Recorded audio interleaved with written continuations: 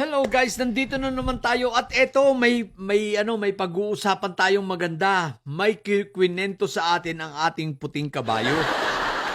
Aba, itong si Inday Sayad talagang mambabato na ng laptop sa sobrang high blood dahil sa kanyang nalaman. Dahil sa kanyang napalitan. Eto, pag-usapan natin. Hindi ba't si Inday Sayad meron ng notice of disallowance para dito sa 78 million na pinababalik ng COA at ito ay final and executory na nga, di ba? So, hindi na sila nakaapila rito dahil nga sa wala na. Tapos na, so sinisingil sila at kailangan nilang bayaran yan. No?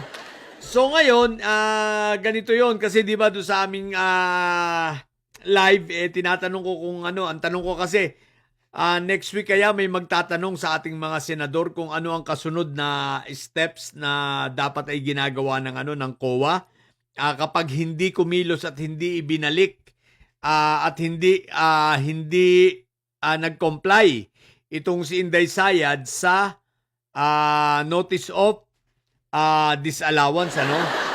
So, base sa mga nakaraang nag-research din ako, base sa mga nakaraang mga findings ng COA, noon pa, noong mga panahon nila Heidi Mendoza, kapag nag-i-issue sila ng notice of disallowance, itong si Marcelo, na siyang ombudsman noong panahong yon, mabilis na kumikilos at sinasampahan agad ng kaso itong mga nabigyan ng notice of disallowance. So ngayon, yun ang ine-expect natin ngayon sa COA. Na dapat ito ay matanong din ng mga senador kung ano baga. Kung ito bang si Inday Sayad ay nag-comply at ibinalik na yung 78 million. Kung ayaw, anong gagawin ng COA? Dapat ang ombudsman, dapat ay sampahan na nila ito ng kaso sa ombudsman. Di ba? Para sa ganon, si ombudsman ang kikilos na. Okay, so panibagong kaso na naman ang maaaring kaharapin ni Inday Sayad. So, mainit ang ulo ni Sayad, ano? Pero eto yon, hindi lang dyan dahil alam niya na yan, di ba? Yung notice of disallowance na yan. Eto ang nagpainit sa ulo ni Inday Sayad. Okay. Guys. May 3 notice of disallowance na naman na parating itong si Inday Sayad. So, eto hindi pa lang ini-announce ng COA pero ang sabi ng ating puting kabayo ayon sa kanyang nasagap na balita, may 3 notice of disallowance na paparating na rito kay Inday Sayad. Ito ay dun sa mga kasunod nung mga cash advances niya, no? Na per quarter, di ba per quarter yan? So may 3 pa na parating.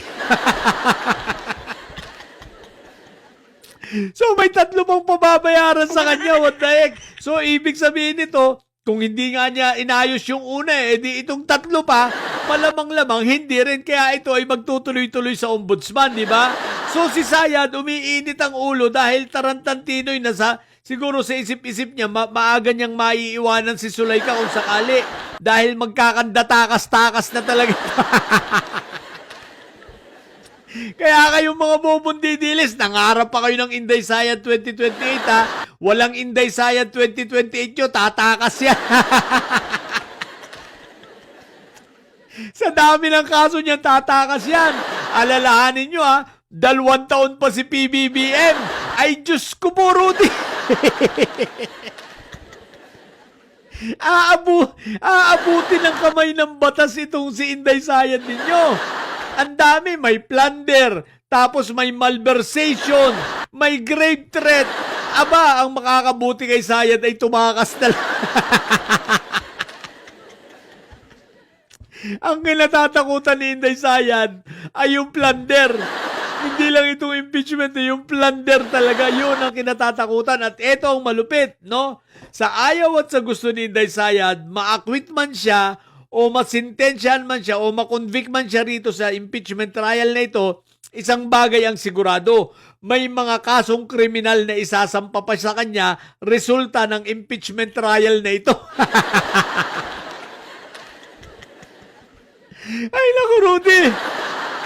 Kaya si Inday Sayad ay mainit ang ulo. Umuwi nga, mainit naman ang ulo.